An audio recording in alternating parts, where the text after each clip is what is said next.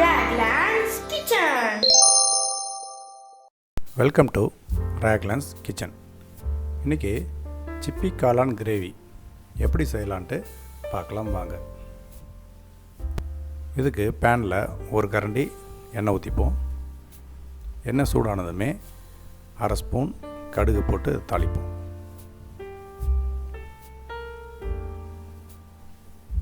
இதோடு சேர்த்து சாப் பண்ண ஒரு பச்சை மிளகாய் ஆட் பண்ணிப்போம்.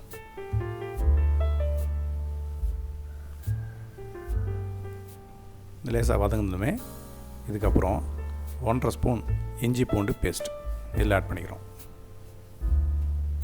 இதையும் நல்லா பச்சை வாசம் போகிற அளவுக்கு வதக்கிப்போம்.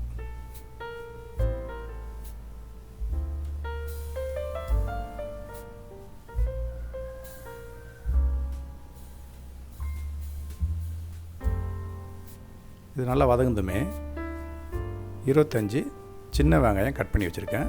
இதில் ஆட் பண்ணி இதையும் நம்ம நல்லா ஃப்ரை பண்ணிப்போம்.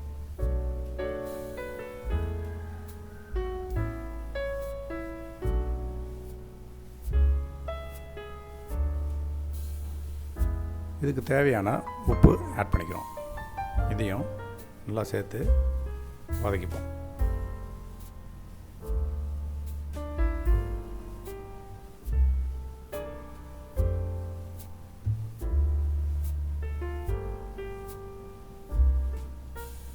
ரெண்டு கொத்து கருவேப்பிலை இதில் ஆட் பண்ணி இதையும் சேர்த்து நம்ம வதக்கிப்போம்.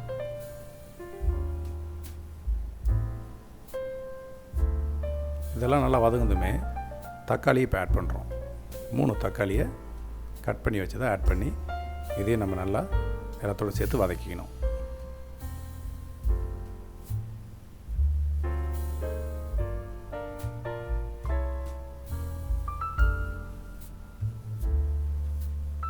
தக்காளி நல்லா வதங்குதுமே க்ளீன் பண்ணி வச்சுருக்கிற சிப்பி காளானை இதில் ஆட் பண்ணுவோம்.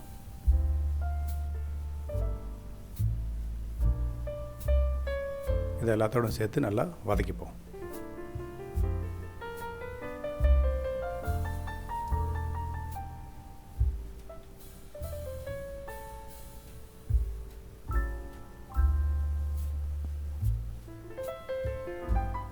இதெல்லாம் நல்லா வதங்குதுமே இதுக்கப்புறம் நம்ம மசாலா ஆட் பண்ணிக்கலாம்.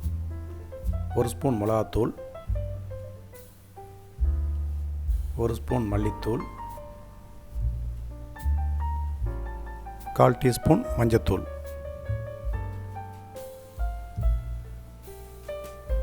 Garam masala 1/2 teaspoon, biryani masala 1 teaspoon. இது எல்லாத்தையும் சேர்த்து நம்ம வதக்கிக்கணும்.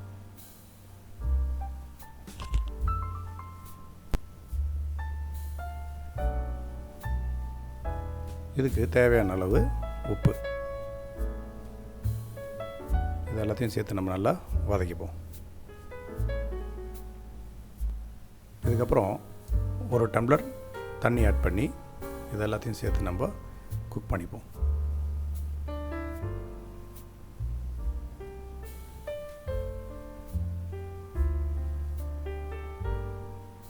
இந்த கிரேவியோட அரை பழம் லெமன் ஜூஸ் இதில் ஆட் பண்ணி இதையும் நம்ம நல்லாத்தையும் சேர்த்து குக் பண்ணிக்கணும்.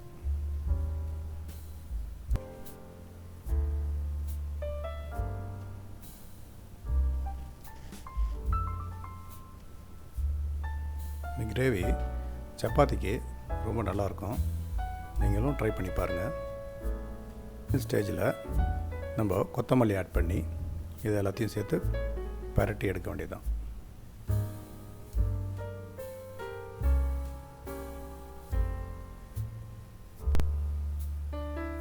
சிப்பி காளான் கிரேவி ரெடி.